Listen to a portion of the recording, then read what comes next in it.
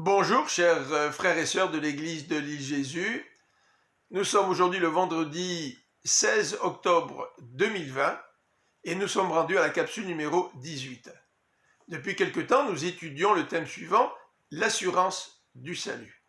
Nous avons vu comment les Écritures décrivent cette expérience du salut et hier nous avons parlé de cette doctrine que nous retrouvons dans l'Épître aux Romains, celle de la justification par la foi. Nous sommes sauvés par la foi. Dieu nous déclare justes par la foi en Jésus-Christ, alors qu'en nous-mêmes, nous n'avons aucune raison d'être déclarés justes. Devant une telle doctrine, nous pouvons nous poser la question, mais quelle est la part des œuvres dans le salut, dans cette justification? Bien, l'apôtre Paul pose déjà la question dans Romains chapitre 6, verset 1, lorsqu'il nous dit eh bien, sommes-nous autorisés à pécher de plus en plus pour que la grâce abonde? Et Paul dit, loin de là, maintenant que vous êtes sauvés, vous devriez démontrer des œuvres dignes de votre salut. Au travers de l'histoire de l'Église, plusieurs ont eu des difficultés en expliquant cette justification par la foi en rapport avec les œuvres. En particulier Luther, qui considérait l'épître de Jacques comme une épître de paille, c'est-à-dire comme une épître secondaire parce qu'elle parlait des œuvres. Et ce dernier, Luther, accordait beaucoup plus d'importance à la justification par la foi. Mais voici ce que dit Jacques. Écoutons bien au chapitre 2 à partir du verset 17. Il en est ainsi de la foi. Si elle reste seule, sans se traduire par les œuvres ou en actes, elle est morte. C'est-à-dire qu'une foi qui n'arrive pas à produire des œuvres, elle n'existe pas. Ce n'est pas la vraie foi. Elle est morte.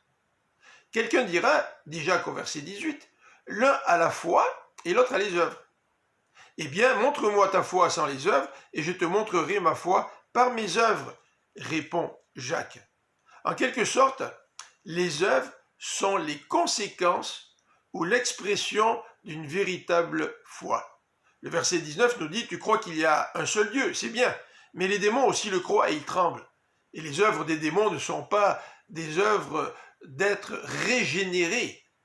Les démons ont une foi, c'est-à-dire qu'ils croient que Dieu existe, mais ça n'a aucune conséquence dans leurs œuvres, dans leurs actions. Alors que celui qui a la vraie foi doit produire les œuvres qui correspondent à sa nouvelle nature. Au verset 21, Jacques dit, Abraham, notre ancêtre, n'a-t-il pas été déclaré juste à cause de ses œuvres lorsqu'il a offert son fils Isaac sur l'autel? Sous-entendu, bien sûr. Tu le vois, sa foi, c'est-à-dire la foi d'Abraham, et ses actes agissaient ensemble. Et grâce à ses actes, à ses œuvres, sa foi a atteint son plein épanouissement. En fait, nous avons vu jusqu'à présent que le salut, c'est un changement de nature.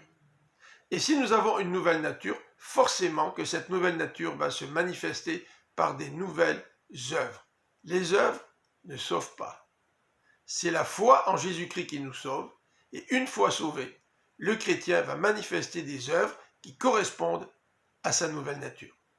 Je vous souhaite une bonne fin de semaine et je vous donne rendez-vous pour écouter la prédication de l'église de l'île Jésus dimanche autour de 10h30. Que le Seigneur vous bénisse et vous accorde une belle fin de semaine en sa présence et dans sa paix. À bientôt.